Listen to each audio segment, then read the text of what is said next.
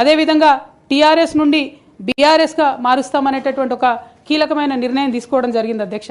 ఆనాడు కూడా ఆ మీటింగ్ నేను అటెండ్ అవ్వలేదు అధ్యక్ష. నేను ఒప్పుకోలేదు, ఈ పేరు మార్పుకు ఒప్పుకోలేదు, నేషనల్ పాలిటిక్స్లోకి వెళ్ళడం కూడా నేను ఒప్పుకోలేదు అధ్యక్ష.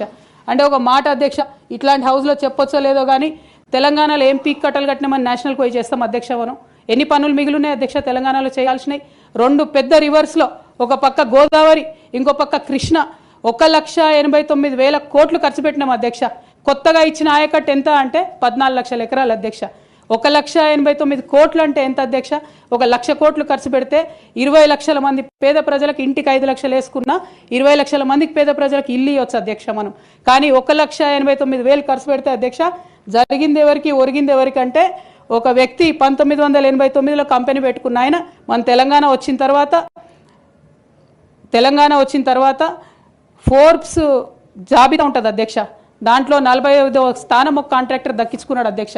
అంతకుమించి జరిగింది ఎవరికి ఏం లేదు అధ్యక్ష. ఇండ్లు లేని పేద ప్రజలకు ఇండ్లు రాలే అధ్యక్ష.